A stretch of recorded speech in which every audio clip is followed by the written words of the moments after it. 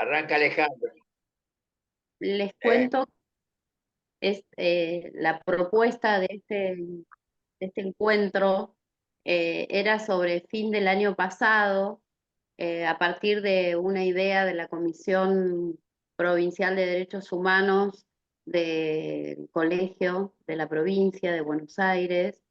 Y bueno, y sobre el fin de año nos agarró con muchas actividades y también en un contexto sumamente difícil, lo entendíamos así. Entonces, en conversaciones justamente con Enrique, entendíamos que por ahí era hasta estratégico pensarlo para principios de este año y ahí enseguida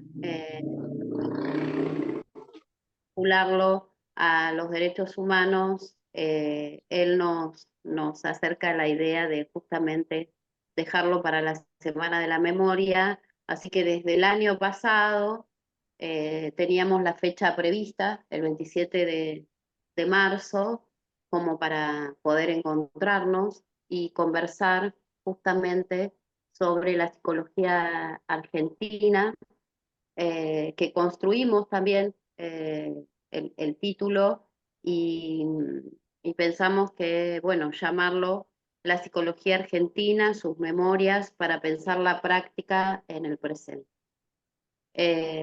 Bueno, gracias Alejandro, gracias Enrique por aceptar enseguida la invitación.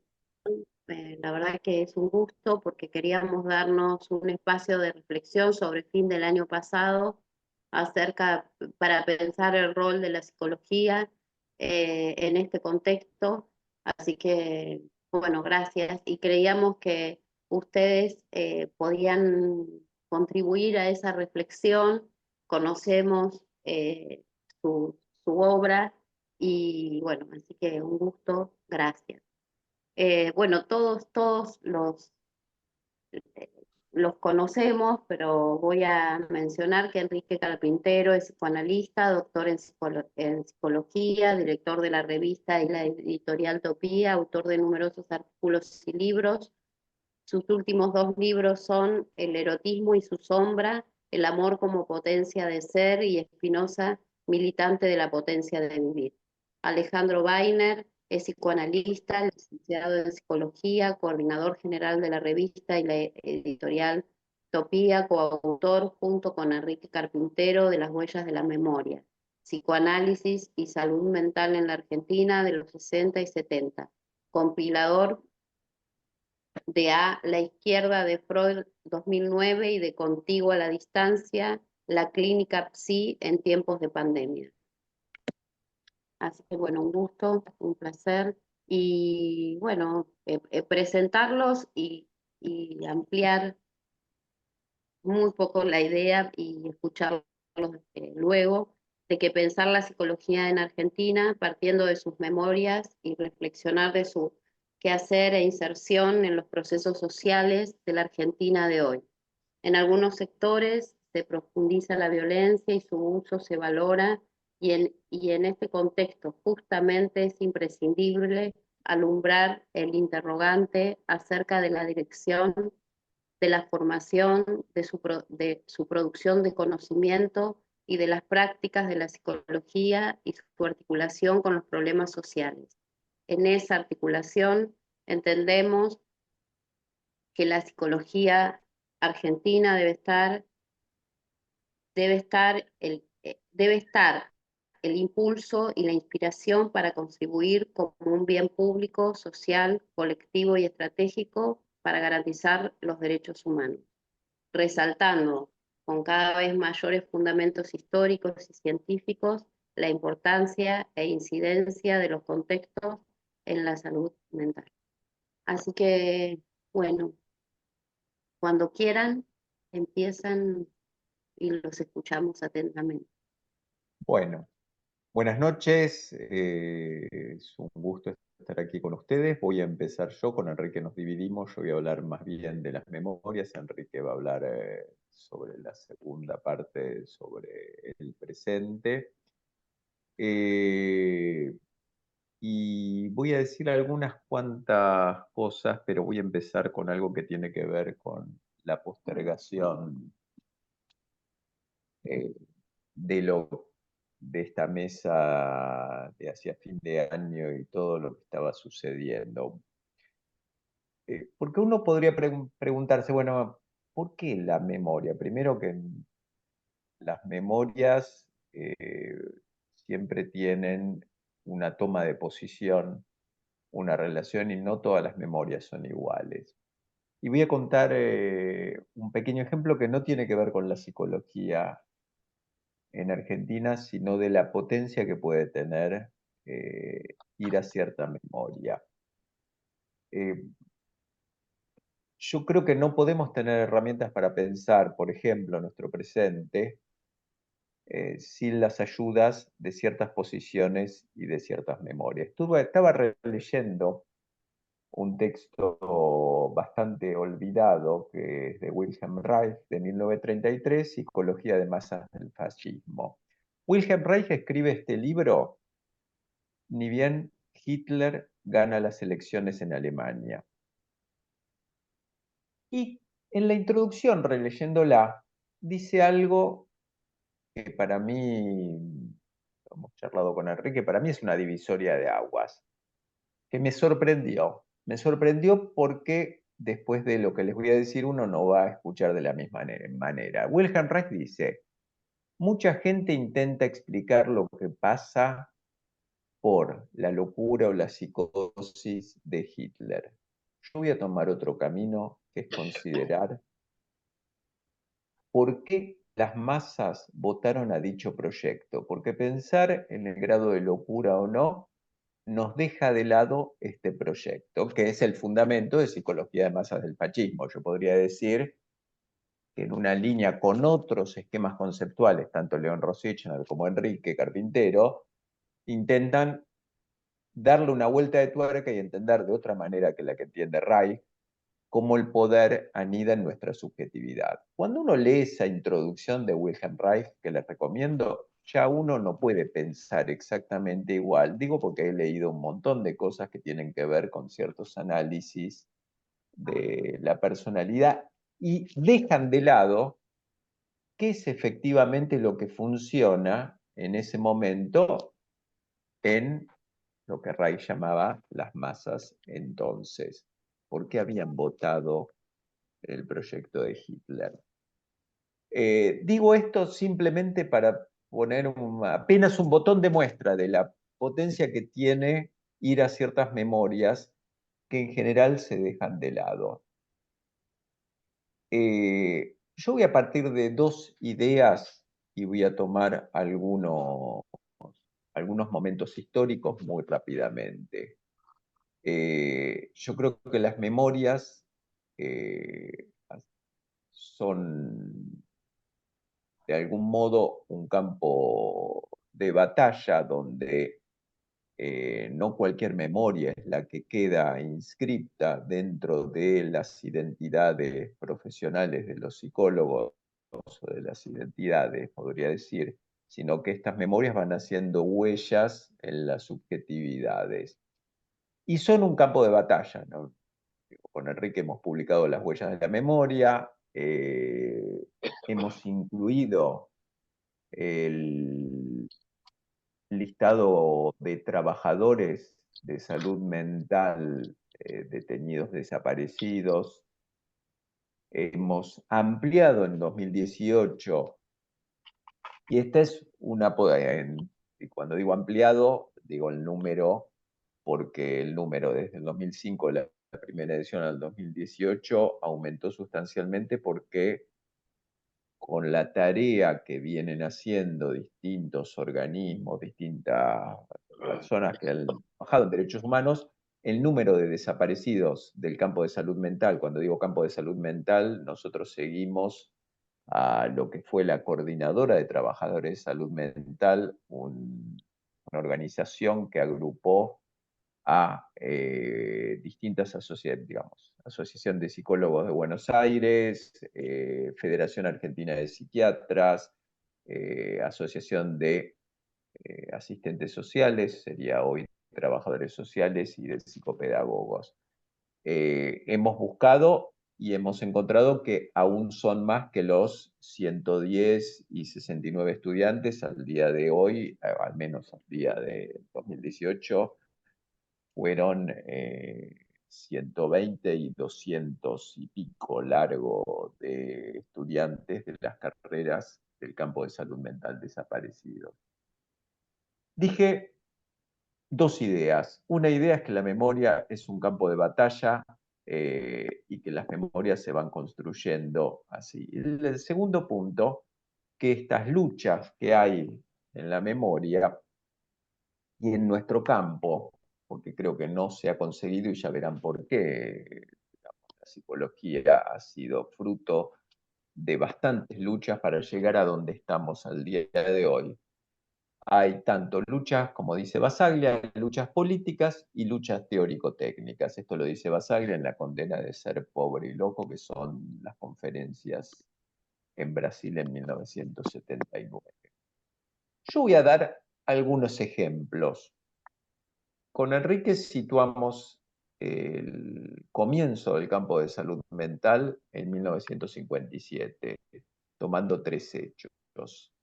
Se crea el Instituto Nacional de Salud Mental, unos meses antes se crea el policlínico, digamos, el servicio de psicopatología en el policlínico del Lanús, que gana por concurso Mauricio Goldenberg. Y el tercer punto para nosotros es la creación de la carrera de psicología en la Universidad de Buenos Aires en el 57, en el 56 se había creado en Rosario. En 1959, este es el primer punto, se realiza la tercera conferencia argentina de asistencia psiquiátrica en Cuyo, donde debaten psiquiatras títulos habilitantes para el estudio y tratamiento de enfermos psíquicos y alertan frente a la invasión de actores extraños a la medicina, o sea, los psicólogos dispuestos a desvirtuar toda su historia, sus técnicas y sus penosas conquistas terapéuticas.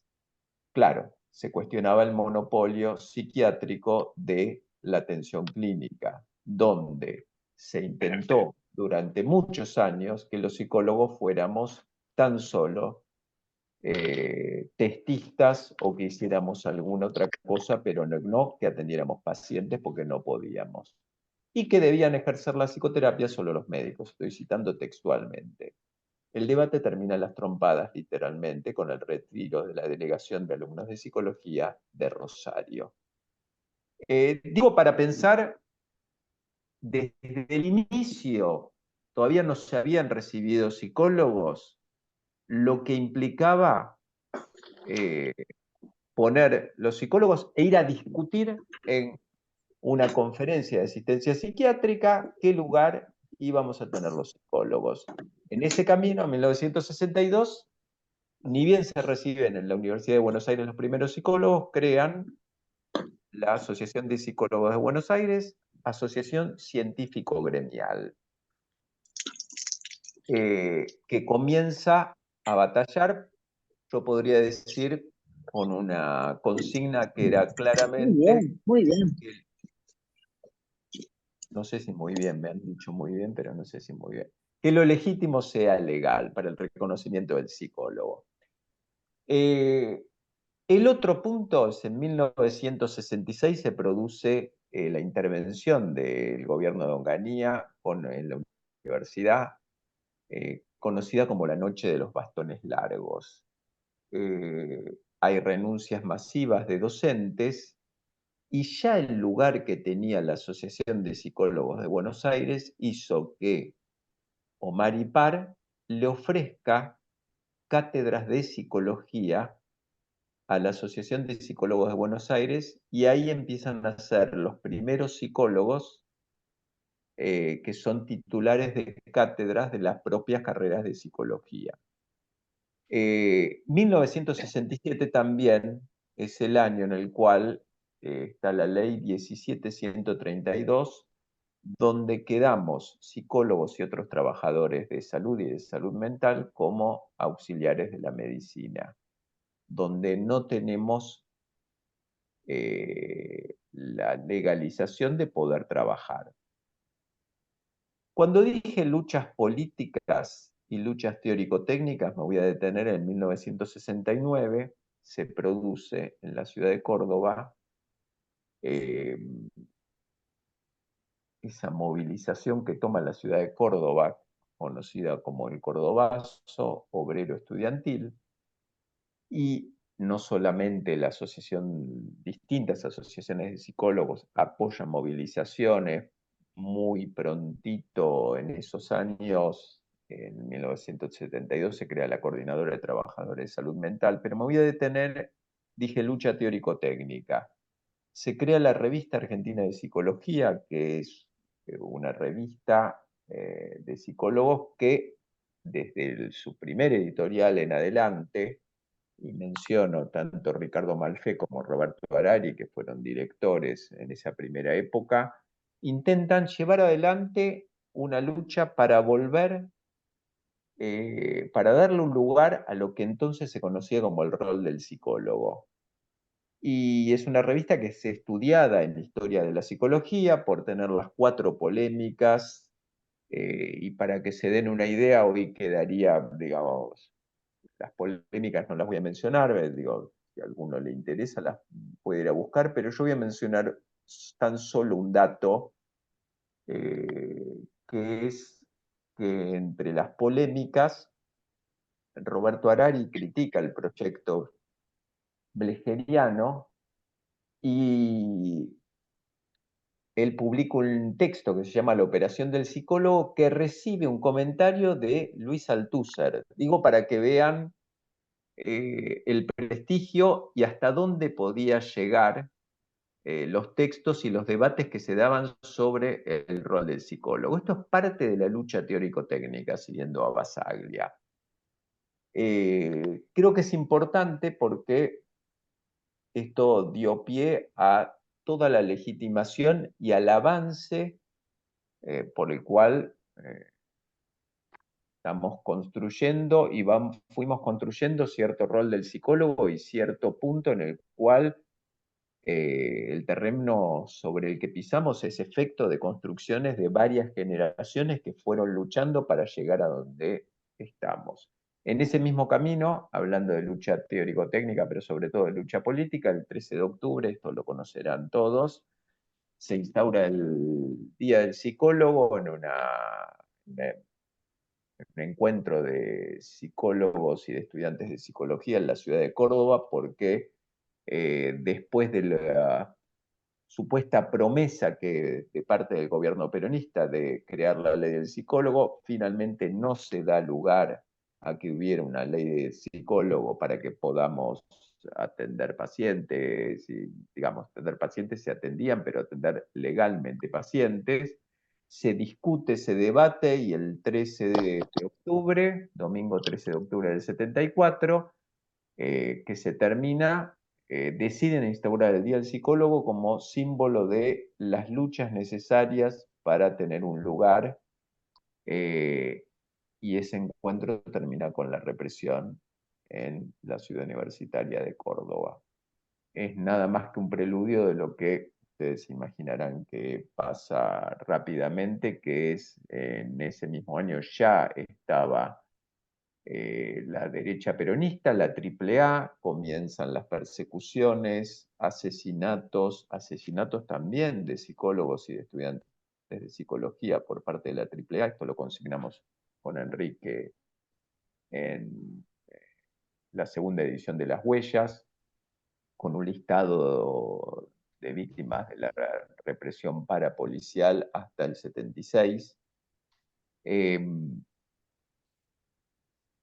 Y yo voy a mencionar no solamente la desaparición de Beatriz Perocio, presidenta de la Asociación de Psicólogos y de la Federación de Psicólogos de la República Argentina, el 8 de agosto del 78, sino que también hay que tener en cuenta todo el trabajo que vinieron haciendo asociaciones de psicólogos que durante la dictadura denunciaban cierres de servicios, cesantías, persecuciones, públicamente, digamos, cuando digo públicamente es lo mencionaban en gacetas psiquiátricas, que lapsus malditos, en gacetas psicológicas se llamaban, no psiquiátricas. Denunciaban distintas persecuciones. Y es importante esto porque con la desaparición de Beatriz Perocio se produce todo un movimiento de las distintas organizaciones provinciales y nacionales de psicólogos pidiendo y sumándose a los movimientos de derechos humanos que en el 77, 78, 79 pedían la aparición con vida, movilizaban. Todo esto es de alguna manera lo que va organizando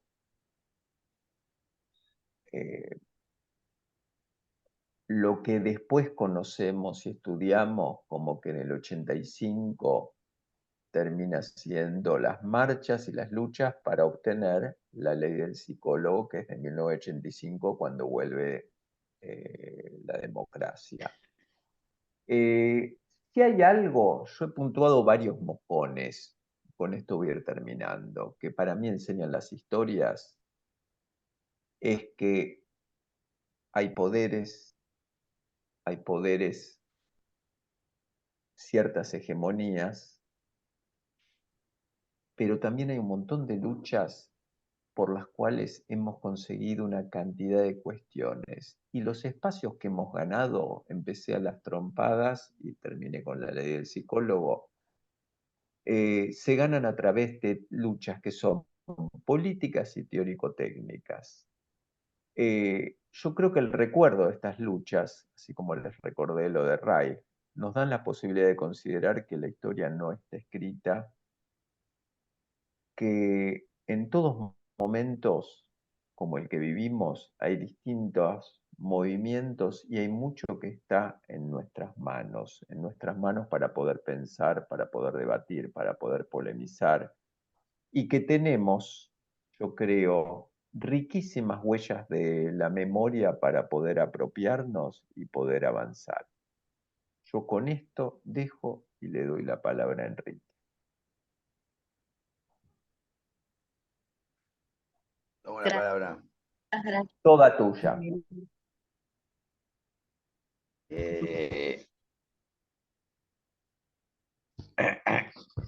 Varias cosas. Primero, disculpe porque estoy con una afonía que estoy saliendo, pero en algún momento me va a aparecer.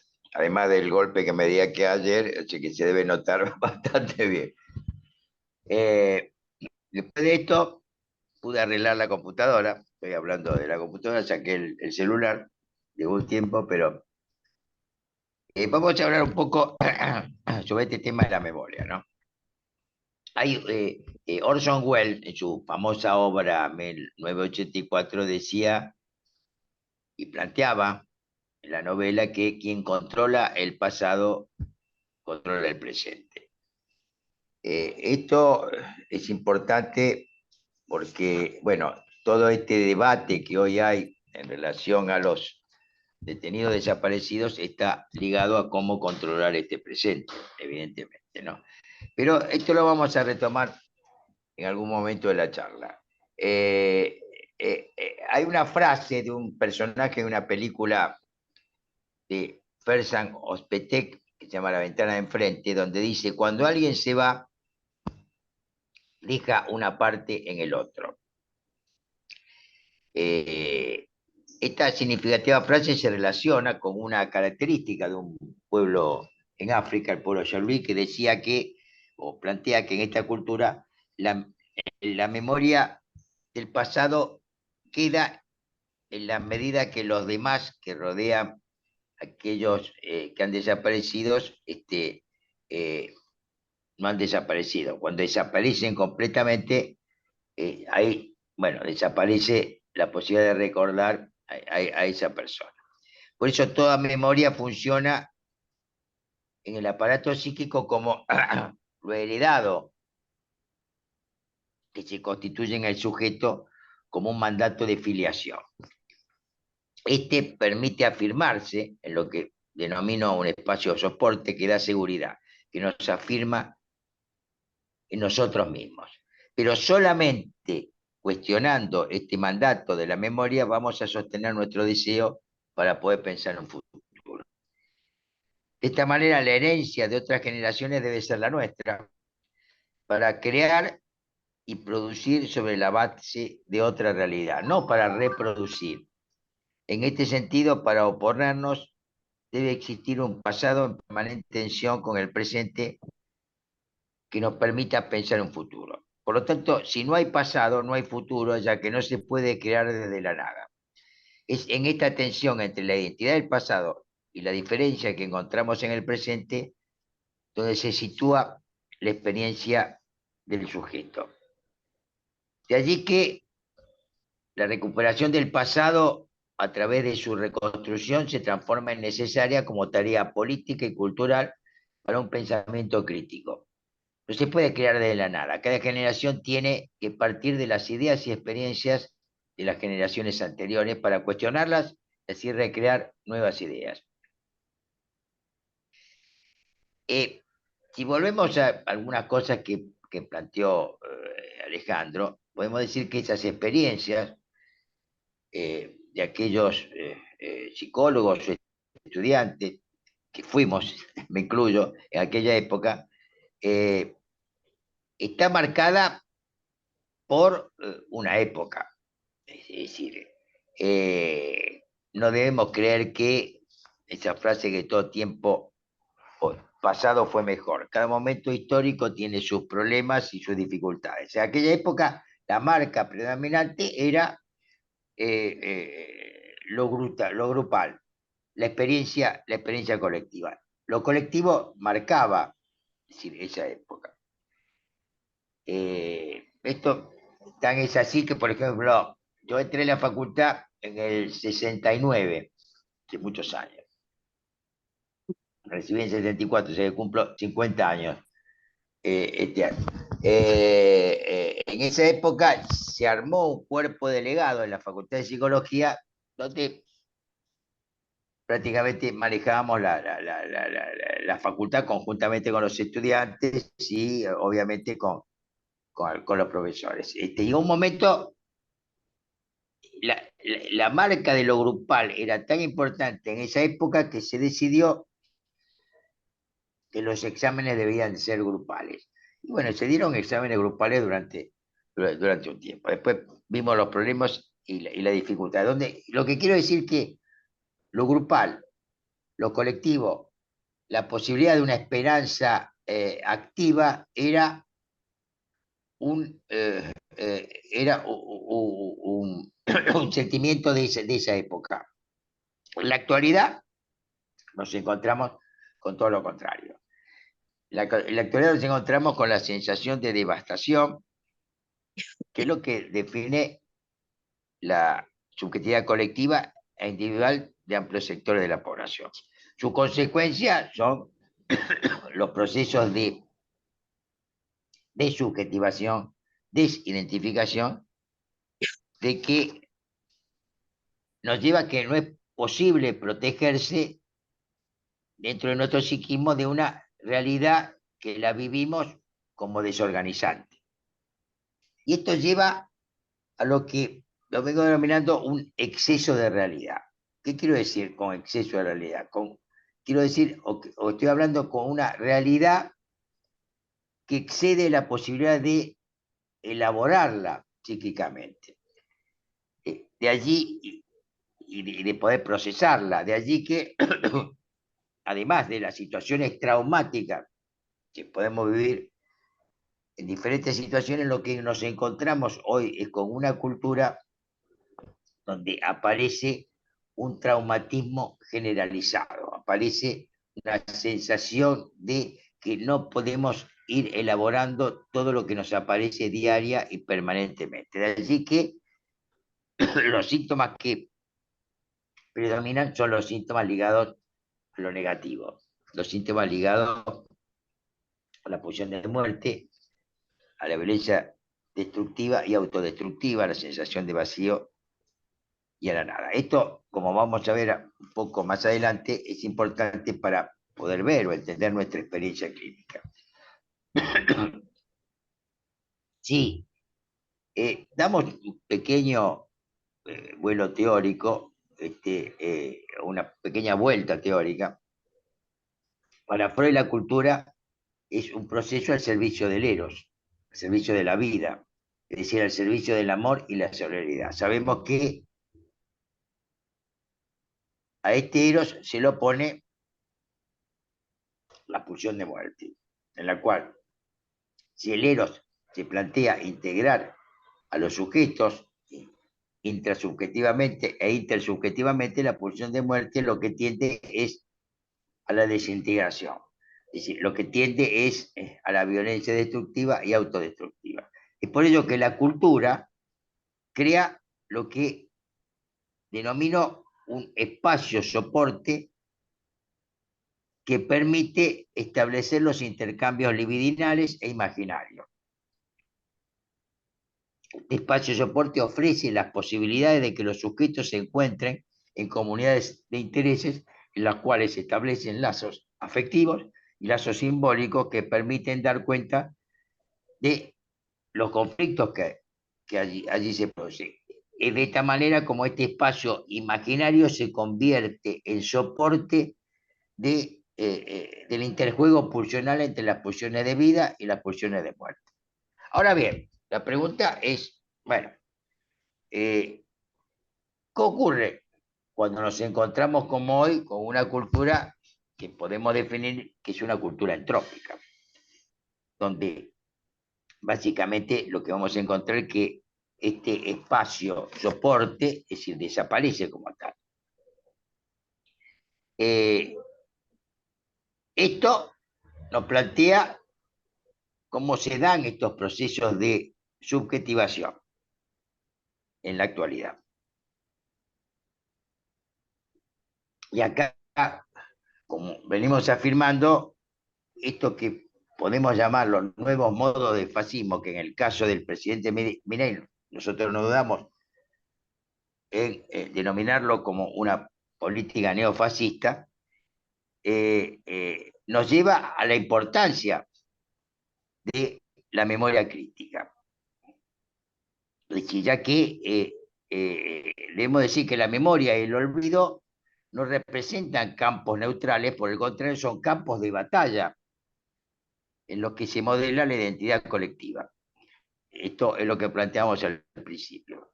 La cultura hegemónica se apropia de la herencia simbólica del pasado, componiendo un claro oscuro a partir de las exigencias del presente que se silencian, donde se silencian algunos hechos y se mitifican otros. De allí la necesidad de rastrear estas huellas de la memoria. Y acá vamos a detenernos un poco, dado que hoy cobra una gran vigencia, al tema de los detenidos desaparecidos durante la última dictadura militar. Hablar de 30.000 desaparecidos a través de campos de concentración nos lleva a recordar un Estado represor que se planteó llevar adelante un genocidio.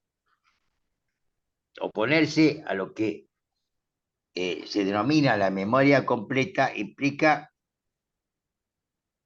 que no es que dejamos de reconocer la violencia de algunas organizaciones políticas, por ejemplo las organizaciones armadas. En mi caso, insisto, entré en la facultad en el 79, es decir, yo estaba, digamos, dentro de una izquierda revolucionaria y nos oponíamos al foquismo y nos oponíamos, es decir, al elitismo de la violencia de algunas organizaciones armadas y al militarismo. No implica oponerse a esto, sino implica que hablar de 30.000 desaparecidos nos lleva a plantear que esa cifra es una cifra mítica que se usó en algún momento, independientemente de que algunos digan que lo dijeron o no lo dijeron, no tiene importancia. Quién lo dijo, quién no lo dijo, lo importante es cómo esto prendió. Si en tanto esto nos lleva a anunciar, digamos, no la cantidad exacta de gente, sino a anunciar, es decir, esto que fue, es decir, esta masacre. para dar un ejemplo, la cifra en relación a el holocausto judío habla de 6 millones de personas, no fueron 6 millones de personas. La cifra exacta fueron 4 millones y pico, no me siento, no importa. Pero a nadie se le ocurre cuestionar el término 6 millones de personas. Solamente lo que se le ocurre mencionar son a los negacionistas de los campos de concentración y exterminio. Entonces, esto es lo que está ocurriendo ahora, porque hay un punto central que por diferentes cuestiones, que no son para analizar ahora, llevaría todo un tiempo, nosotros venimos trabajando. Es decir, ¿por qué no se puede hablar de dos demonios? Porque acá hubo un Estado represor que implementó 340 campos de concentración y exterminio en 11 de las 23 provincias argentinas. Acá hubo una represión planificada y organizada a través de campos de concentración y exterminio. Que eufemísticamente se los llama a todos centros de detención clandestina, cuando en realidad fueron campos de concentración y exterminio, donde se detenía a la persona, se le vendaba los ojos, se la torturaba durante varios días para sacar la información o no, no importa, se lo quebraba, se lo tenía ahí y después se lo asesinaba y se lo hacía desaparecer. Esto es muy importante porque no toda represión en el mundo fue a través de una metodología de los campos de concentración y exterminio. Y esto es algo que está presente en nuestra subjetividad, está presente en nosotros mismos, está presente en este miedo que, digamos, de una u otra manera genera este gobierno como una forma de, no de hablar de la justicia de ciertas cifras, sino de hablar de cómo reivindicar esa política represora. Y esto ya no es una hipótesis, lo dicen tanto Villarroel como Milei, lo dicen con toda claridad. Si sigo un poco más con esto, que a mí me parece importante, tenemos que hablar de 5 grandes campos de concentración. Es el Vesubio, Campo de Mayo, en la fuera de Buenos Aires, la ESMA, Club Auténtico en la ciudad de Buenos Aires y la Perla en Córdoba. Estos 5 grandes campos de concentración se organizaban esto que podemos hablar una fábrica de la muerte, es decir, una fábrica de asesinar gente, donde el principal problema, como tuvieron los nazis en su momento, fue, bueno, qué hacer con los cadáveres, porque se armaba todo un lío en relación a los cadáveres.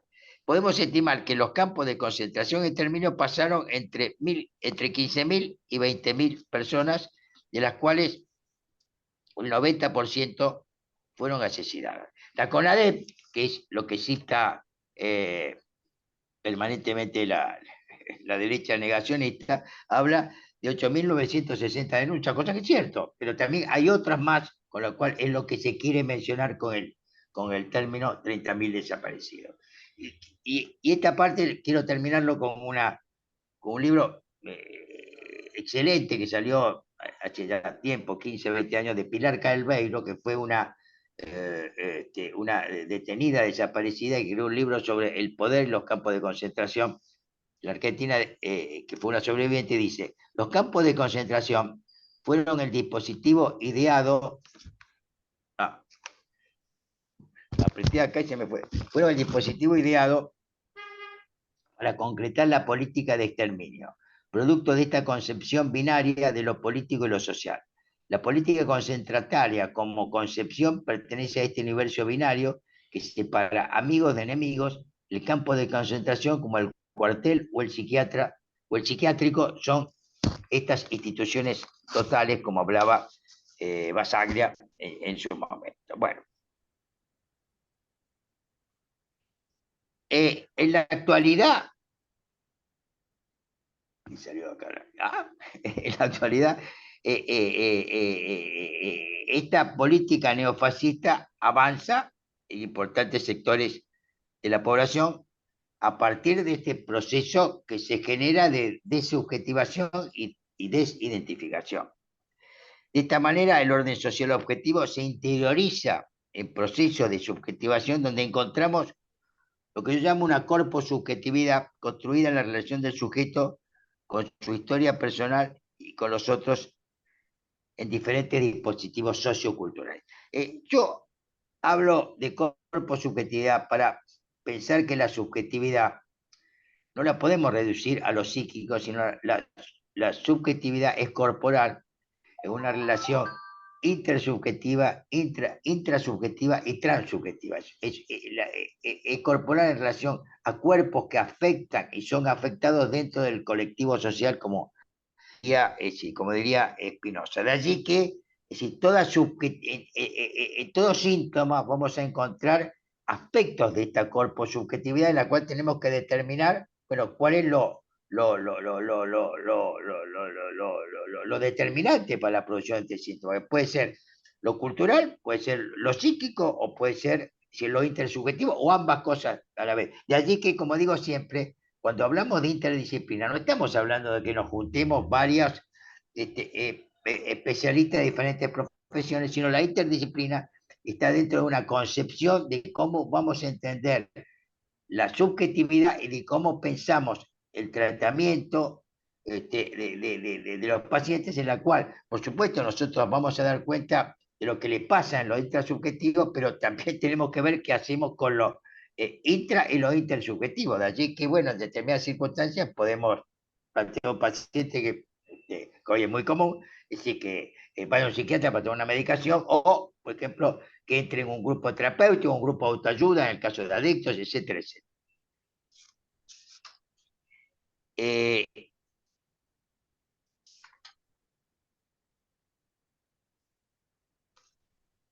Y esto hoy, como vamos a ver ahora, es muy importante para pensar la forma que nuestra cultura, con todo el peso que tiene en relación a esta sensación de desestructuración del tejido social, lleva a los efectos de lo negativo, que es muy diferente a como clásicamente trabajó el psicoanálisis u otros, en el cual otros abordajes terapéuticos, en la cual lo que se trabajaba básica y fundamentalmente era la represión de la sexualidad. No es que hoy no exista la represión de la sexualidad, pero no es lo determinante. Hoy lo que nos encontramos es el desborde de un paciente límite, en la cual tenemos que ver cómo trabajamos con con esa estructuración psíquica y cómo planteamos ligazones en relación a su problemática. Y decíamos,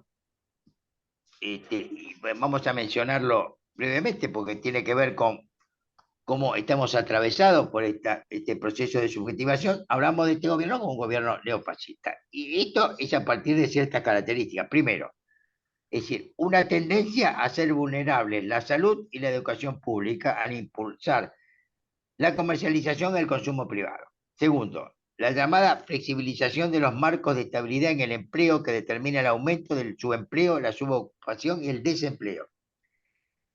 Tercero, la naturalización de la pobreza y el endeudamiento como una estrategia para sobrevivir. Cuarto, la estigmatización y criminalización de ciertas poblaciones como los migrantes, los pobres, ¿no? Que no tienen derecho a protestar porque pueden interrumpen el tráfico, los jóvenes y mujeres pobres y aquellos que pertenecen, por ejemplo, a las identidades sexuales no hegemónicas. Y bueno, esto es muy claro, el gobierno, es decir, el movimiento feminista, el cual su odio es evidente. Y quinto, una producción que lleva al deterioro del tejido social y ecológico, en el cual Milei no tiene ninguna duda en avanzar en este proceso de deterioro. En este sentido, la nueva forma del fascismo y de la extrema derecha no es una opción más, sino son movimientos y grupos políticos cuyo objetivo es destruir las libertades, destruir la igualdad, la justicia social y el medio ambiente, apelando al odio que se sostiene en miedos que generan problemas de salud mental y contribuyen a que el mundo vaya siendo un lugar imposible de ser habitado. El resultado de todo esto es la precariedad, como lo llamamos, corpus subjetiva, de los sujetos donde se impone la cancelación del futuro.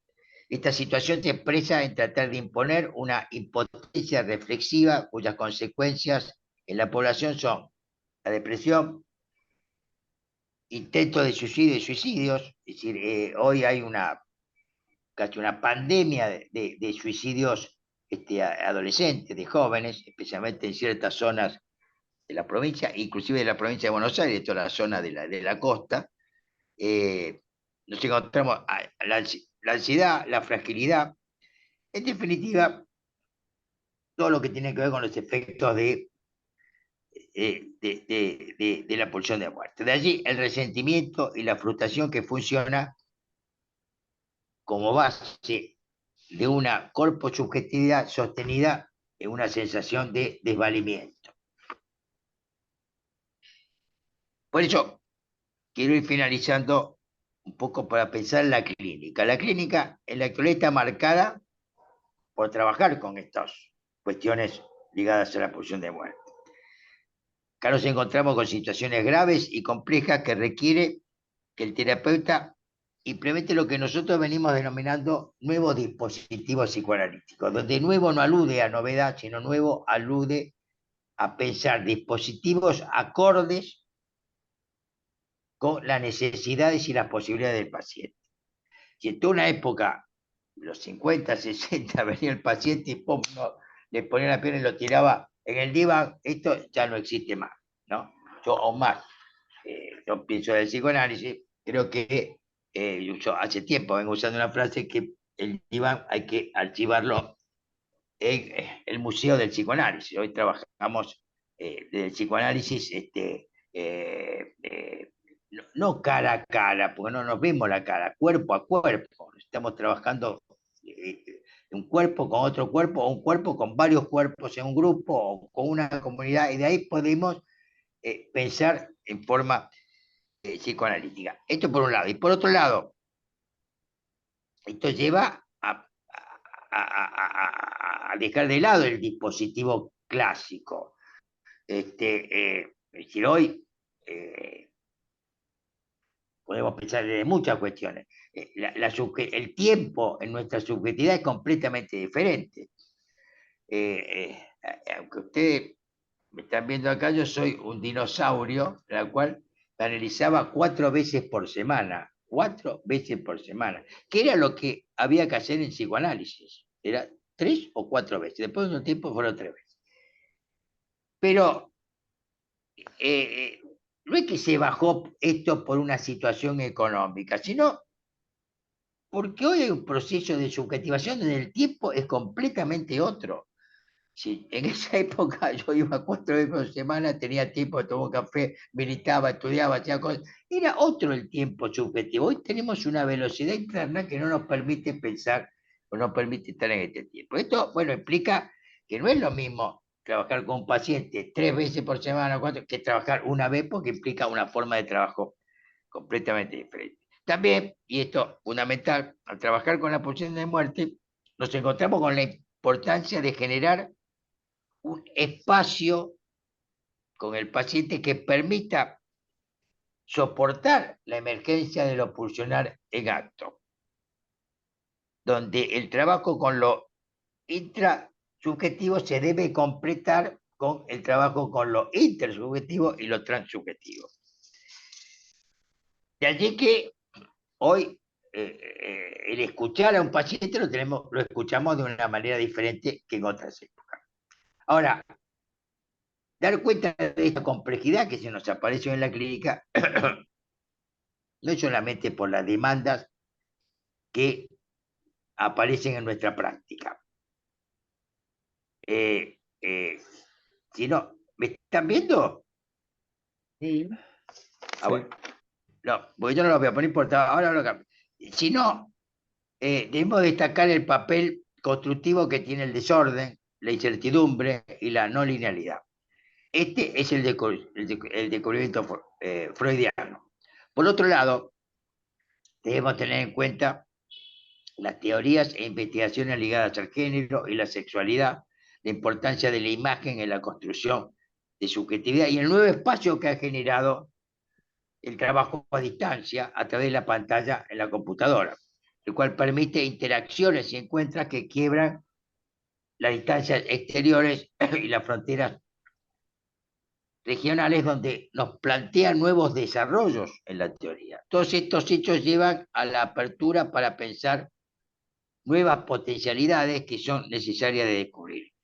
Esto que yo vengo planteando es un desafío político y un desafío clínico que tenemos todos, en especial las nuevas generaciones. Nada más. A ver si los puedo ver. Bueno, gracias, Enrique. Gracias. Bueno, abrimos preguntas, comentarios. No sé si alguien...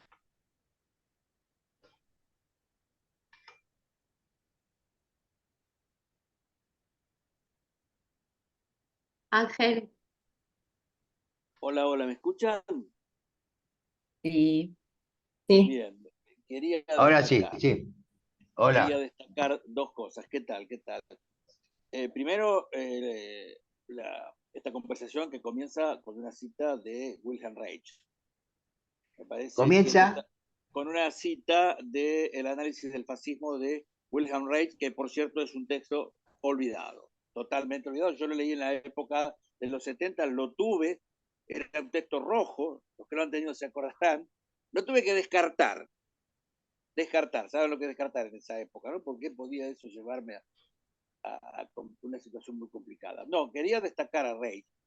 Está muy en sintonía con lo que dice Carpintero, porque Wilhelm Reich fue el primer discípulo de Freud, si bien después Freud dijo que no era discípulo, que se vean, bueno, hay una controversia ahí que no viene al caso, fue el primer tipo psicoanalista, lector, exegético, que intentó modificar la técnica freudiana de asociación libre.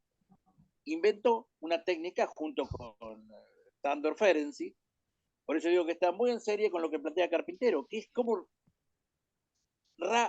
ratificar la clínica. Fue el primero Rey, allá en 1907, en 1908, él decía, no se puede seguir descifrando el inconsciente como hace Freud, porque el paciente se resiste.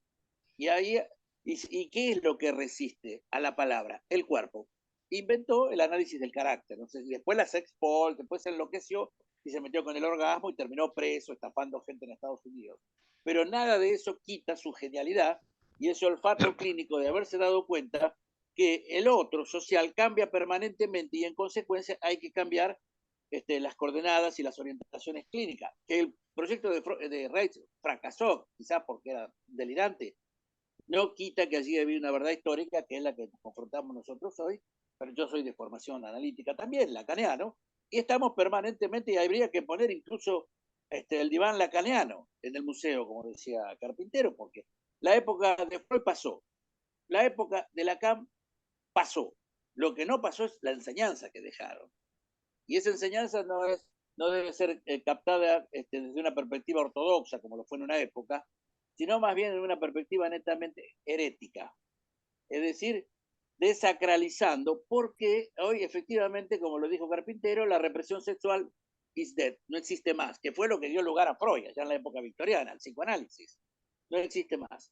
Hoy exactamente al revés, lo que caracteriza, y lo decía muy bien Carpintero, es el desborde, el exceso. Y si hay exceso, entonces hay satisfacción. Hoy la gente se satisface en lo peor. Entonces, una perspectiva que me parece interesante para pensar es que hoy se trata en la clínica, y yo lo practico en el hospital donde trabajo ya hace mucho tiempo, en un centro de día, lo que se llaman soluciones singulares. Singulares. Cada uno viene ya con su solución. El problema es que la solución, como es pulsional, puede ir en contra de la persona. Y ahí entonces una medicación, ahí entonces quizá la interdisciplina. Quería señalar esto porque me parece muy importante cómo ir permanentemente rectificando la clínica y la práctica, porque si no la psicología dejaría incluso la historia y se perdería definitivamente junto con el psicoanálisis. Nada más. Gracias, Ángel. ¿Alguien más quiere compartir algún comentario?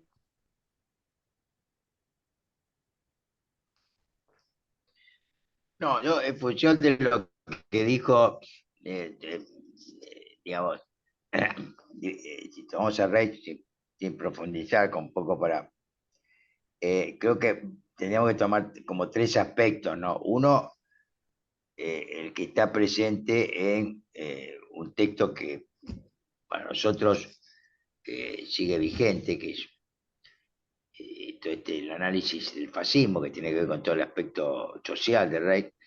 El otro es todo el aspecto del el trabajo con el carácter, que se sigue tomando, tiene un nombre que es la bioenergía o la bioenergética.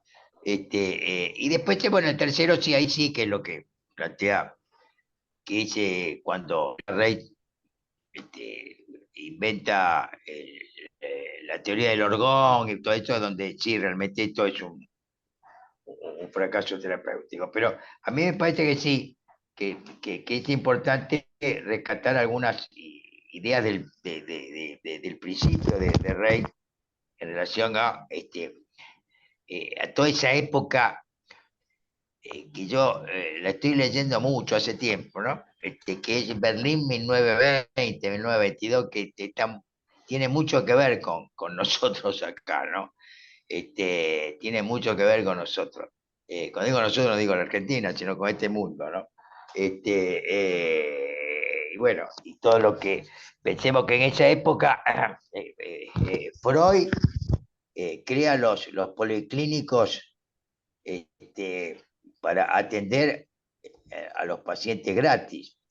Y ahí hay un trabajo que por ahí, que lo escribió Alejandro, es muy interesante, donde generalmente se piensa que el psicoanálisis surge sí, bien, es cierto que surgió de las histéricas de Freud, pero se lidió, se corrió todo este desarrollo del psicoanálisis en el 20 con los policlínicos gratuitos de Berlín y de Austria, donde se trabajaba con pacientes hombres y básicamente pacientes ligados a toda la problemática de lo traumático en función de la guerra y de la impotencia. Pero bueno, esto quizás Alejandro puede decirlo un poquito más. Justo iba a decir algo porque agradezco lo que decías, Ángel, porque no fue solamente Reich en la década del 20, que es cuando surge, sino todo un movimiento de izquierda freudiana que ha sido silenciado después de los 70, que de alguna manera lideraron estos policlínicos, eh, principalmente Wilhelm Reich y Otto Fenikel, que justamente son dos protagonistas liderando, digamos, el Policlínico de Berlín y el Ambulatorium de Viena. Digo, vale la pena para pensar un poco, porque así como les dije lo de Reich, que cambia la perspectiva, en ese momento se formaron gran parte de la generación que ha sido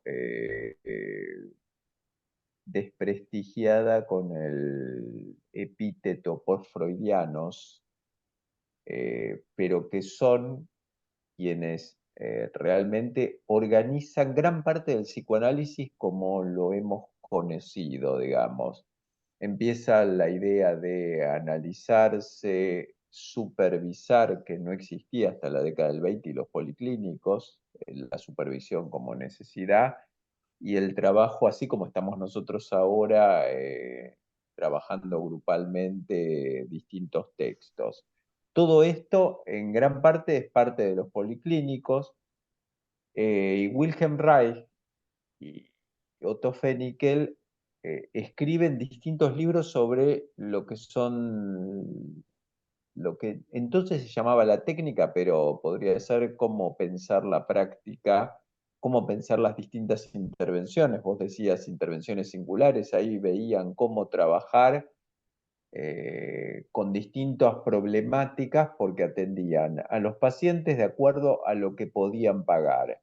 Y los analistas se formaban también de acuerdo a lo que podían pagar. Y si no podían pagar su análisis didáctico de 4, 5, 6 veces semanales, se los atendía gratuitamente y tomaban el compromiso de atender gratuitamente 2 o 3 pacientes supervisadamente. Digo, es toda una época que además después de leer esa época, uno ya ni siquiera piensa qué pasa si el paciente paga o no paga, porque gran parte de la historia y de psicoanalistas trabajaron con pacientes que pagaban lo que podían pagar y además construyeron gran parte de los textos, gran parte de quienes están en el Policlínico de Berlín, en el Ambulatorium de Viena, terminan siendo quienes lideran la escuela inglesa, la escuela eh, digamos, la psicología del yo, los que primeros que trabajan con pacientes psicóticos, cuando no había psicofármaco para trabajar con pacientes psicóticos, porque había que trabajar con pacientes psicóticos que no conocimos ni conoceremos, que son pacientes psicóticos Por desgracia. sin no sé si por desgracia, yo, como decía Enrique, yo después de haber ido, cada cual tiene el baile del momento histórico que le toca vivir, en el momento que le toca vivir. Porque, como decía Pillon Rivière, cuando empiezan los psicofármacos, agradece que haya antidepresivos, porque él no podía hablar con con pacientes depresivos gravísimos o con pacientes catatónicos, con lo cual no lo sé, digamos. Eh, Digo que es importante toda esa época que tiene algo que nos permite pensar, no para repetir, como decía Enrique, porque no tiene ningún sentido repetir la idea de la cuestión sexual del nazismo, tal como pensaba una sexualidad absolutamente genital, Wilhelm Reich. No tiene mucho que ver, sino para lo que nos puede estimular y despertar para poder pensar con las ideas que tenemos, con la práctica tan distinta, digamos, que tenemos, con situaciones tan distintas, y los desafíos que tenemos. Creo que toda esa época donde se podía pensar a la vez cuestiones clínicas, cuestiones de la práctica, de lo que se llamaba teoría de la técnica, además cuestiones sociales, de cómo se corpo subjetivaba, como diría Enrique, y se pensaba distintas cuestiones a la vez. Bueno, solamente eso como para abrir un poco el panorama. Hay una intervención que vi en el chat, que no sé si alguien la lee o digo que es interesante, Para poder... de una estudiante avanzada de la Universidad de La Plata. Bien, y estudiando las últimas materias surgió esta incertidumbre de cómo afrontar las nuevas presentaciones ante los tiempos que corren, cómo diseñar nuevos dispositivos, cómo trabajar de manera conjunta con otros profesionales del campo. Sí, creo que un recorrido histórico para recordar de dónde venimos, pero tener la capacidad de invención en estos tiempos me parece fundamental. Gracias por el aporte y pensaba justamente en esto, Ray, Amanda, en cuanto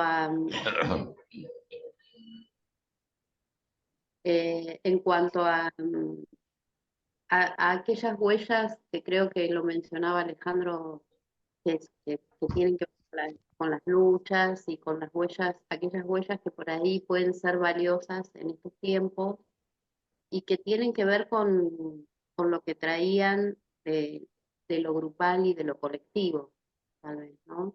Me parece que hay como una inercia a veces, o por lo menos me pasa a mí, a pensar los dispositivos y como una tendencia facilitada a irnos a la clínica y creo que bueno, en este contexto tal vez esta pregunta que lanza Enrique, ¿qué dispositivos usar?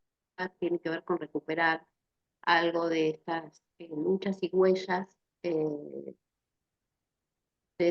donde lo singular uno cuando escucha en la clínica, no siempre, por supuesto que no es algo a desechar, sino sí a añadir el tema de pensar lo colectivo como cómo organizarnos para eso, ¿no? Para dar respuestas a cuestiones que tienen que ver con los malestares de la época y que tienen que ver con todos los problemas sociales que vivimos y que no es tal vez, o esa es mi sensación, en la soledad de los consultorios, y esa es la gran pregunta, me parece, porque siento que en el devenir histórico hemos estado como muy impregnados por la formación, por la historia, por lo que nos ha pasado a nivel país, por diferentes cruces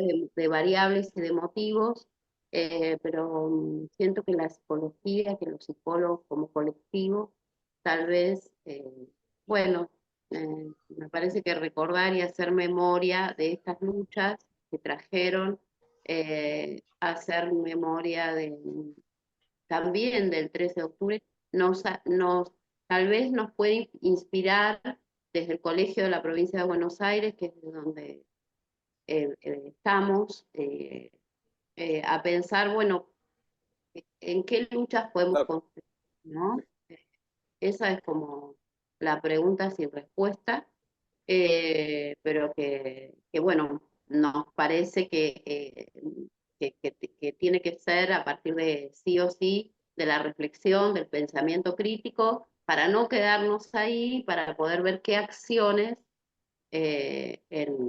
como colectivo profesional podemos hacer. Y también para colocar a la psicología, me parece, en el lugar, o a una de las psicologías, porque también las tenemos que pluralizar, ¿no?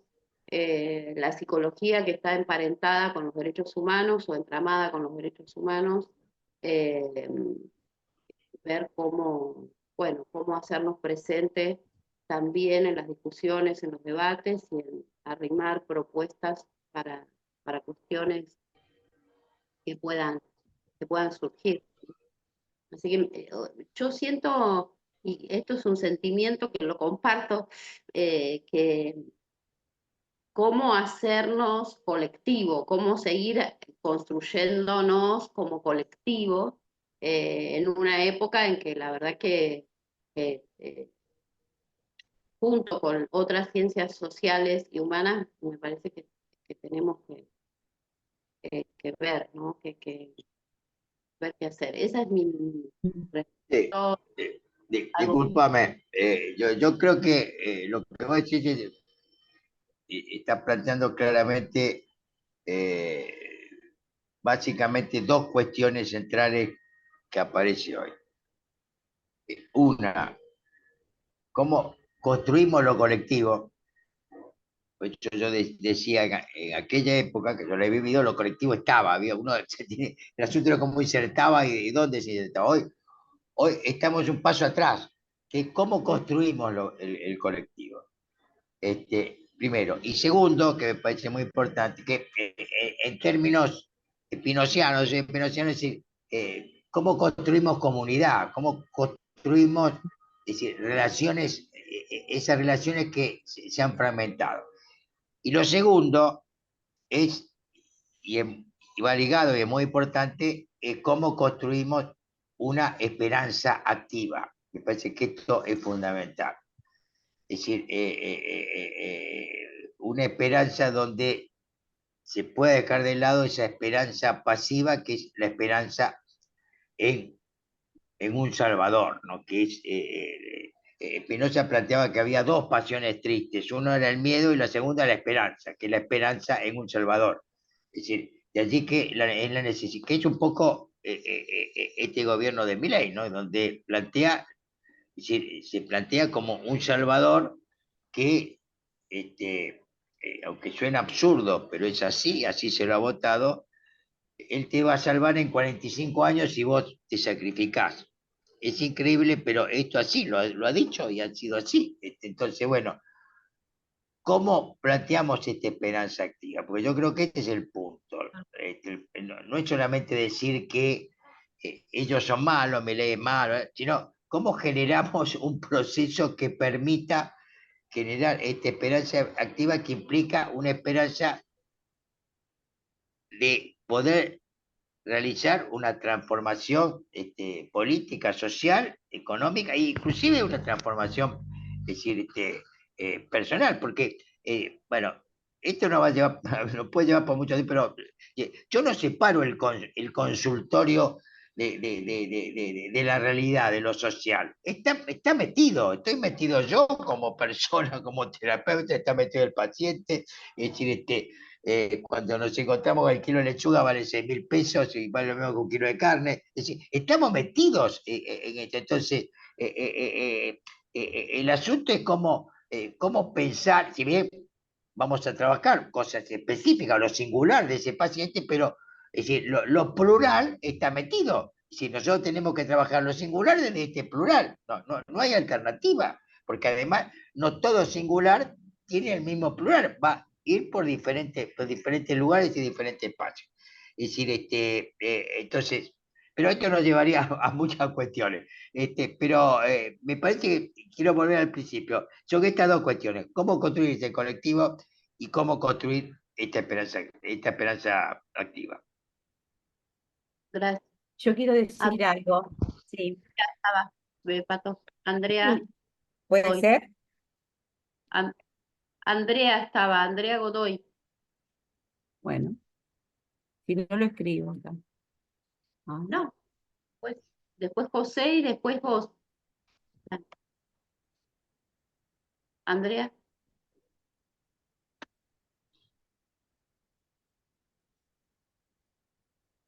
No te escuchamos. No. No se escucha, Andrea.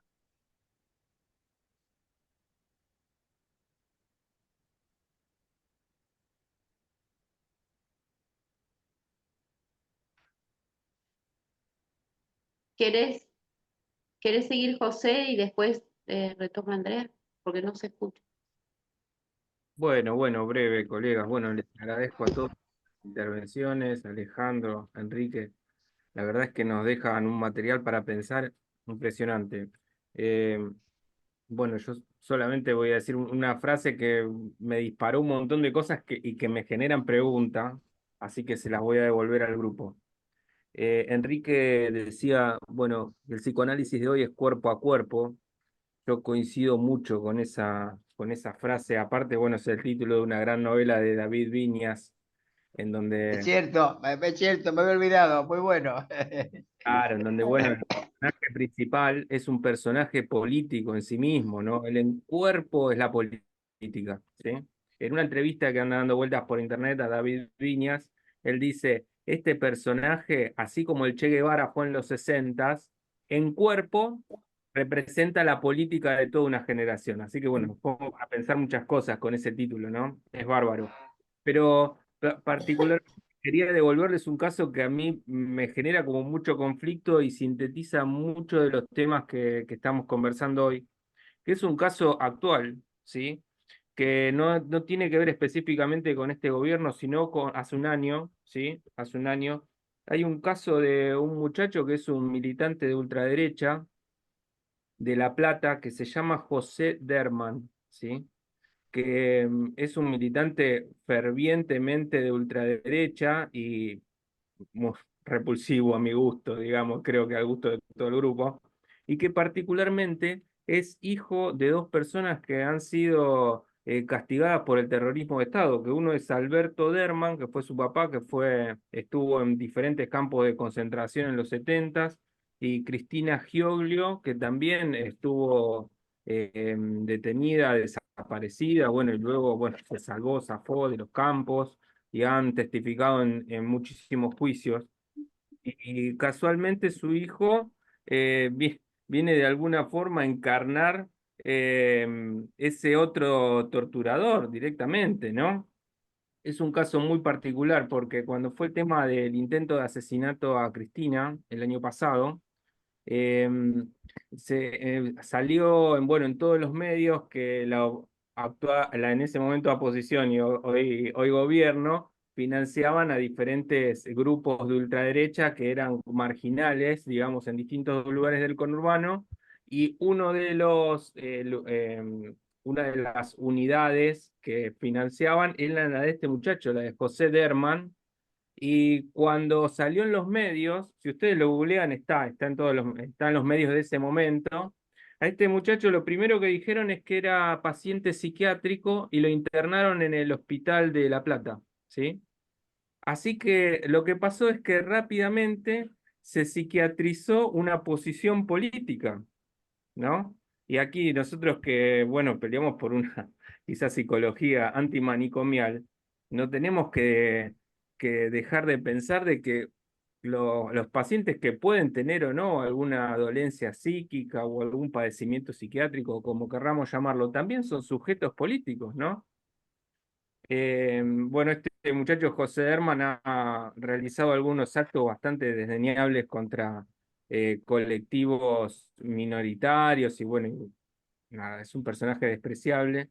Y bueno, y la verdad es que me genera mucho conflicto, pero particularmente pienso en esto, ¿no? En los sujetos políticos, digamos, más allá de las dolencias o de los padecimientos que tengan.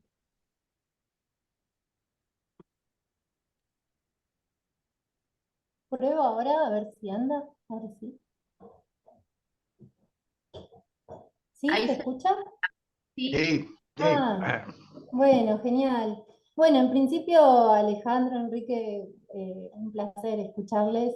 También acá colega de La Plata, recibida en la Universidad de La Plata. Y siempre interesante ver a los autores que uno lee mucho tiempo, encontrárselos en estos espacios.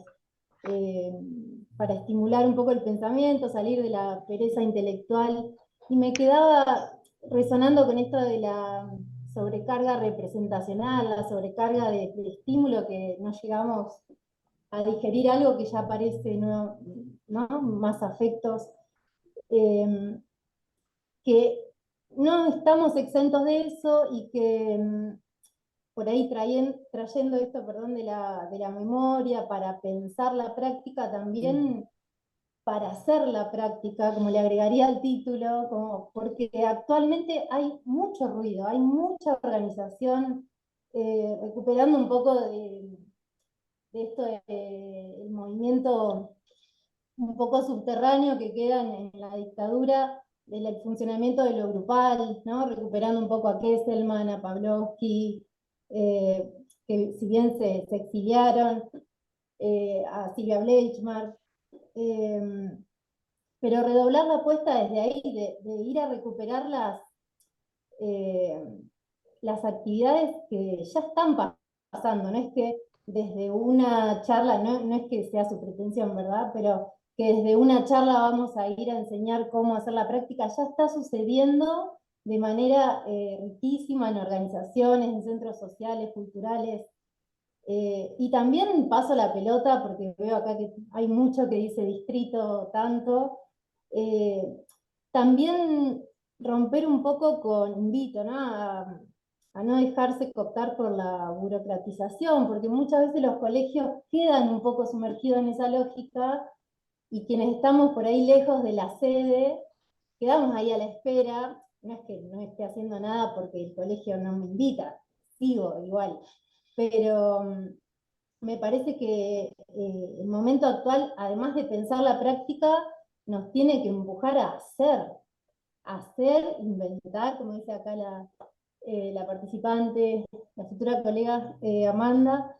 Eh, pero bueno, eso, quería como pasar la pelota. En mi caso soy del distrito 8, así que ahí, por ahí andaba el presidente del distrito pasando música. Bueno, eso, quedo acá a la espera que me invite a hacer actividades, que pensemos juntos cómo responder a esta demanda actual, estar a la altura de la época, como dice, hay una frase de las que se repiten mucho de Lacan.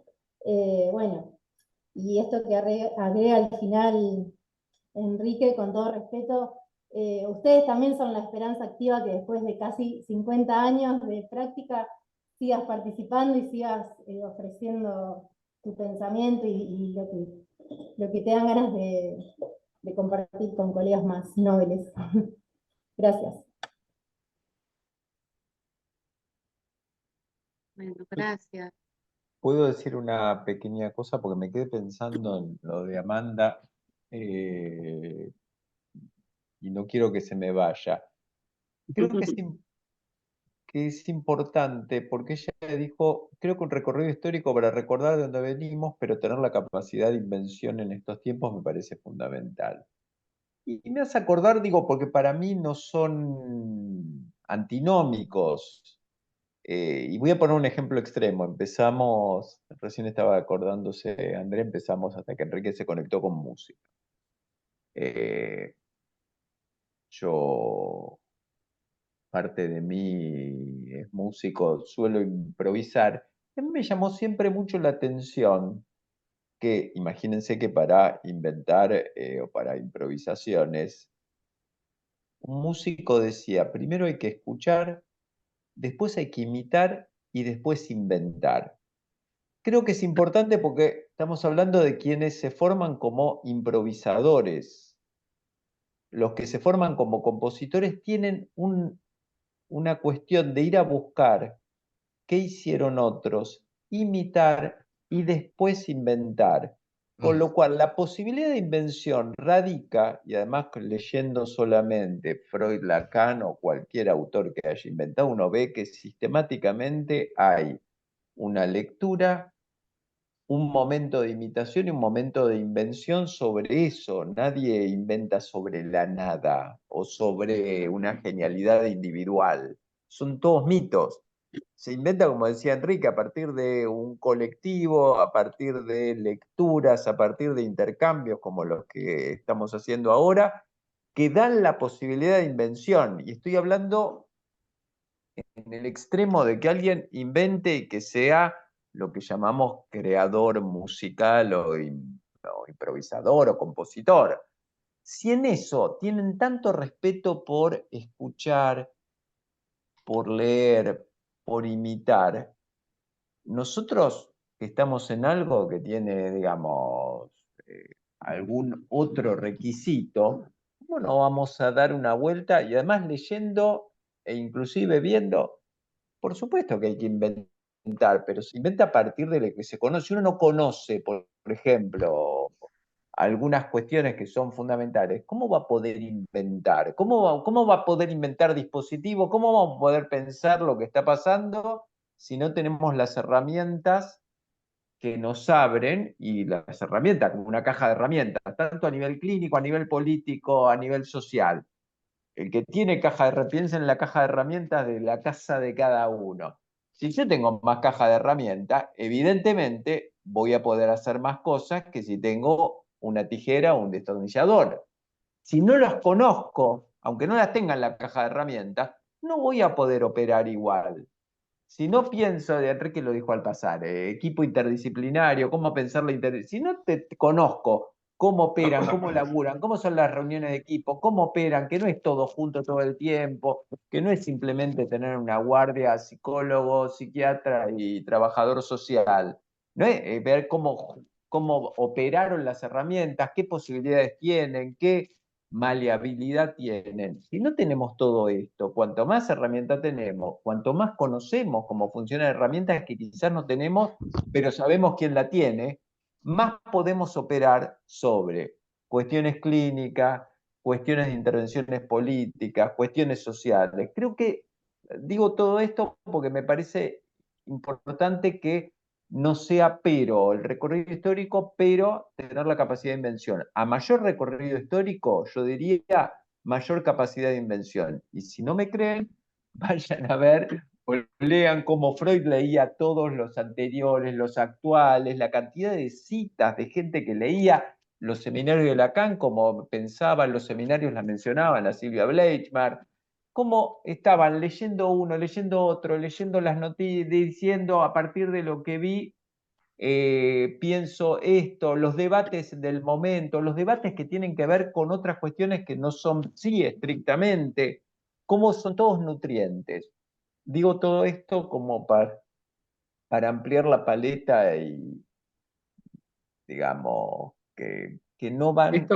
Esto que decís, Alejandro, me parece interesante porque la invención, precisamente, me parece a mí que es la construcción de un saber hacer con la historia, digamos, y para eso hay que conocer la historia, ¿sí? Porque para construir un nuevo saber, particularmente porque cada época construye sus propias subjetividades, y estar a la altura de esa subjetividad incluso nos implica, bueno, nos exige, digamos, un trabajo extra, particularmente porque también estoy de acuerdo con vos, Alejandro, que no hay que psicopatologizar a los personajes, sino seguir preguntándonos qué es lo que hace que estos personajes estén donde estén. Si estos personajes estén donde estén es porque tenemos un colectivo, evidentemente, muy dividido. Digamos, no estamos en el 2001 donde estábamos todos de acuerdo que se vayan todos. Hoy hay gente que apoya, digamos, parte de lo que está pasando, ¿sí? Y discute y apoya, y a mí me espanta realmente y me aterra que haya gente que piensa de esta manera, ¿sí? Que cierre el presupuesto de la facultad, que cierre el INADI, que se cierren los ministerios de la mujer. O sea, hay mucha gente de acuerdo con esto. Esta es la subjetividad con la que nosotros trabajamos, para pensar, digamos, que el sujeto con el cual nosotros llevamos adelante nuestras prácticas es un sujeto que está dentro de ese lazo social. Y nos encontramos en nuestras prácticas con personajes de esta característica. Y a mí siempre me hace pregunta, ¿qué contratransferencia se juega en esto y cómo operar con esa contratransferencia, más allá que Lacan haya dicho, no, la contratransferencia existe a condición de no utilizarla, ¿sí? Y también creo que si hay algo, la esperanza, decía Nietzsche, dice, es el peor de las cosas, porque en realidad alarga la agonía del sujeto, ¿no? Para Nietzsche no era muy alentadora la esperanza. Decir, pero sí la espera activa tiene un acto diferente. Y me parece que la pregunta, sí, de cómo abrir espacio a lo colectivo y al armado, esto va a llevar tiempo. Digamos, me parece que es interesante hacerlo, pero bueno, vamos a ver de nuestras prácticas. Como decía Ferenczi, cuando después que Freud escribe Los nuevos caminos de la terapia psicoanalítica como respuesta a la guerra, digamos, ese texto tan maravilloso, que a partir de ahí se empiezan, como ustedes citaron, la apertura de los ambulatorium, Ferenczi era el que pensaba que justamente los psicoanalistas tenían que ser agentes de cambio social. Y se lo proponía a Freud. De hecho, todos militaban, los que estaban al lado, bueno, ustedes lo saben mejor que yo, todos militaban en algún partido político, ¿sí? En el marxismo, en el comunismo, en el socialismo.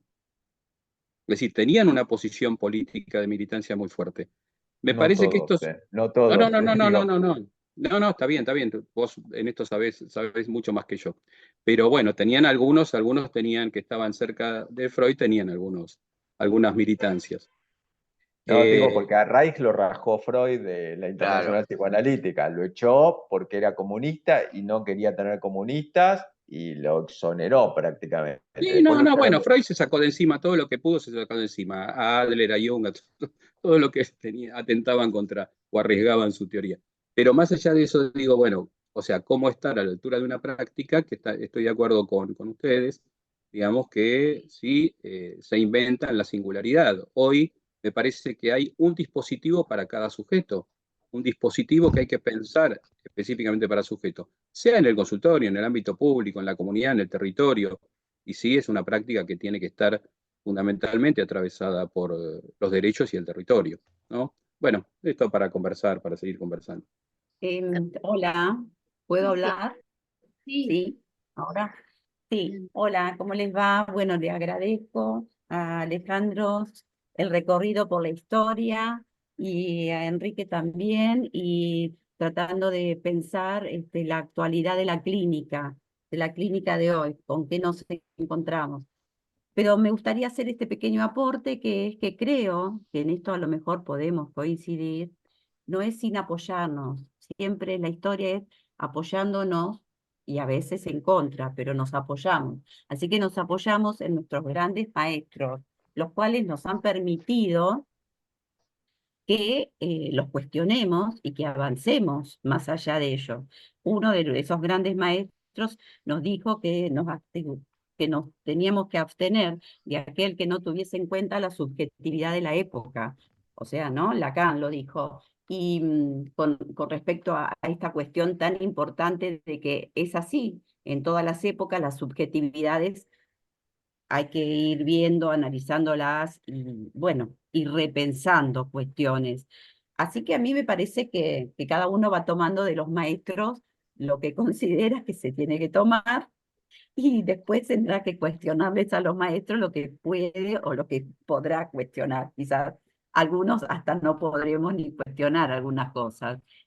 Con respecto a este punto, para pensarlo con la cuestión política de memoria, verdad y justicia, en esta cuestión que creo que eso ingresó como un sintagma, a veces también me pregunto, ¿qué nos está pasando? ¿Qué nos pasa como pueblo? Hasta gente que ha pensado, eso a lo mejor desaparece. Yo creo que no va a desaparecer aquello que no queramos, o sea, aquello, si hay deseo que no desaparezca, no va a desaparecer, pase lo que pase. Es decir, no puede desaparecer las cosas que nos hicieron bien como sociedad, o que, bueno, aunque hayamos puesto el cuerpo, para eso estamos los psicólogos, psicoanalistas, sabemos muy bien de poner el cuerpo, y bueno, y en ese sentido no van a desaparecer, creo yo, esas cuestiones que tengan que ver donde esté en juego el deseo. Y también me lo pregunto qué irá a pasar, con una pregunta hacia ustedes, con esta sociedad, pero sería para otro momento, porque si no, por ahí se hace muy largo. Están Yo desapareciendo cosas igual. quiero decir dos cosas, me parece Sí. importante, por lo menos desde mi punto de vista. Muy simple porque ya estamos en el final. Sí, claro. Como siempre el final es lo más interesante, como los pacientes. Las perlitas, La dale. perlita, claro. Las perlitas. Yo creo que hay que pensar, es una de las cuestiones que yo trabajo bastante, la cuestión del límite. No podemos pensar todo del psicoanálisis. Claro. Esto es ridículo, es un absurdo, todo de la clínica. La clínica es un aspecto, trabajamos en cierto aspecto, y ahí aparece un paso que es cómo nos implicamos nosotros como psicoanalistas social y políticamente. Esto me parece que es un punto que para mí es central, si no vamos a hacer un psicologismo, pensar que desde la clínica o del psicoanálisis podemos Claro. hacer una transformación social. Yo no pienso, si bien obviamente el psicoanálisis nos da herramientas para poder pensar lo colectivo, pero de ahí a nosotros como psicoanalistas, bueno, tenemos un límite. Este límite creo que nos implica el trabajo con la clínica. Este es el primer punto que para mí es central. El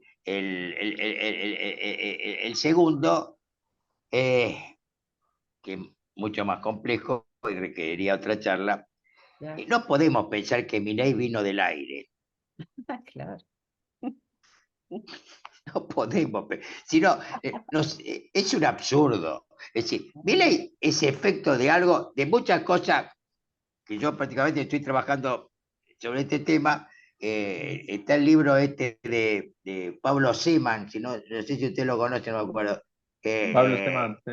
Pablo Está Seman. Está entre nosotros. nosotros. Está entre Está entre nosotros. nosotros, acá, que es una compilación. Y yo ahí, la verdad, me Sí. di cuenta que mi partido, yo que trabajo, estoy hace 30, con la revista trabajando todo el tema hace 33 años, se nos escapó esta persona, pero además de que se nos escapó todo el trabajo que venía haciendo él y la derecha, es decir, también cayó en un momento que evidentemente para un sector de la población era necesario, pero esto tiene que ver con lo que pasó anteriormente, porque si no es como que estamos elidiendo cosas, dejando cosas de lado. Me parece que esto es una cuestión que habría que pensarla y habría que trabajarlo, ¿no?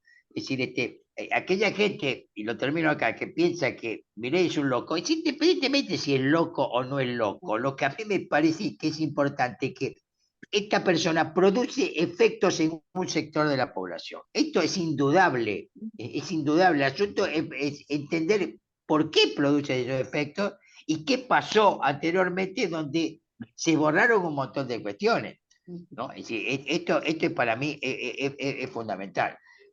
Pero esto nos llevaría a todo Sí, claro. una cuestión que nos vamos para otro lado, pero que no sé si nos vamos para otro lado, nos vamos para otro lado en relación a la charla, pero me parece que este final está ligado a todo lo que venimos diciendo, ¿no? Es decir, Claro. cómo pensar esto, y cómo pensar a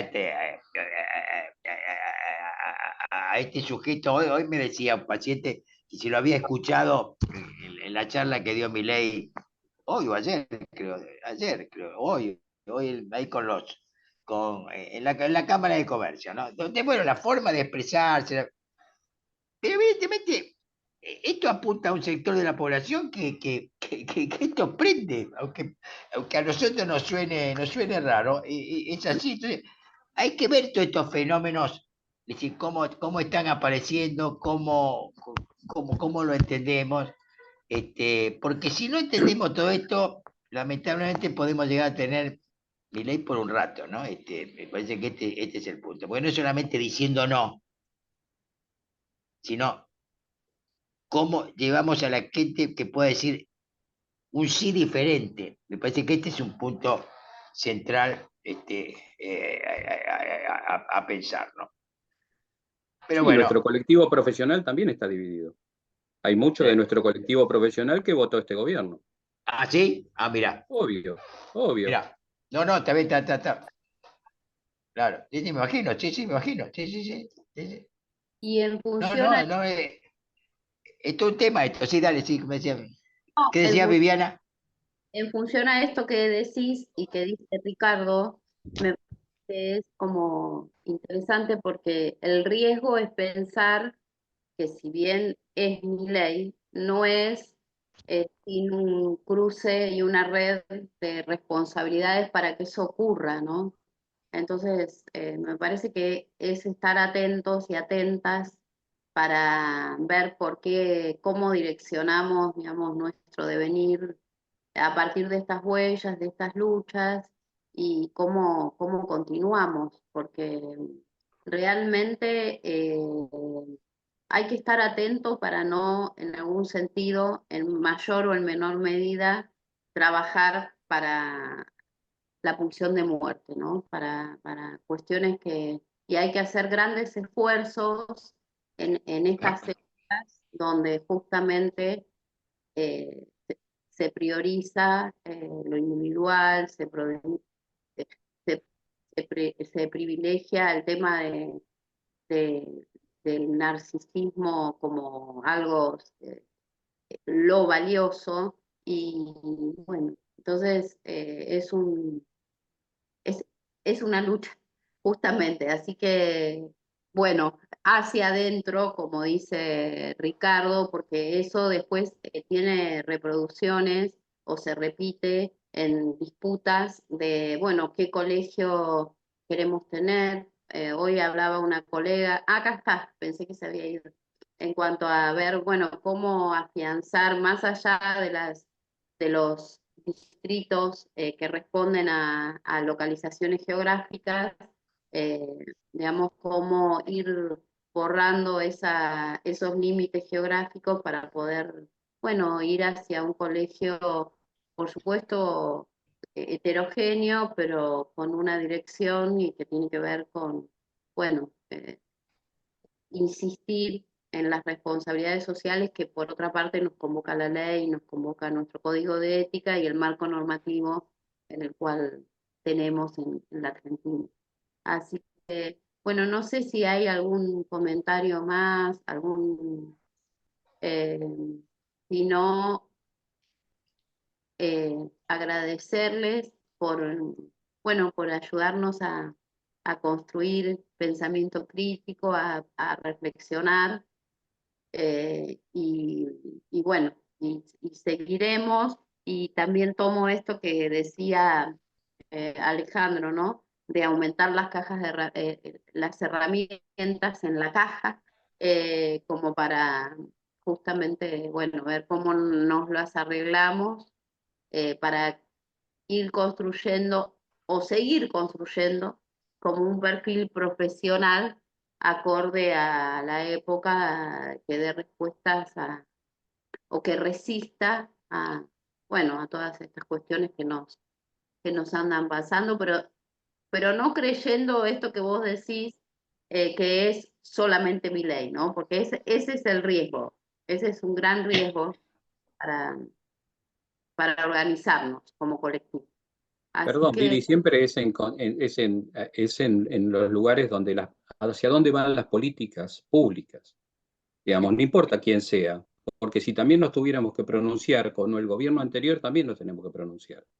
Digamos, contra las políticas que vulneran, ¿no?, todo tipo de derechos, o hacen desaparecer o regulan el lenguaje, tenemos que pronunciarnos. No con las personas, digamos, hacia dónde van dirigidas las políticas, obviamente. Sí. Absolutamente, Ricardo. Sí. tal cual. Así que bueno, estemos atentos y bueno, y cuidemos esas políticas vinculadas a, bueno, a los derechos humanos, ¿no? De nuestro marco normativo. Así que Muchas gracias. Muchas Gracias, gracias por la invitación. Y por Gracias, Gracias, Alejandro, gracias. Enrique. Gracias. Gracias. Que estén muy bien. Gracias. Gracias. Igualmente Nos ustedes, vemos. gracias. Una pausa.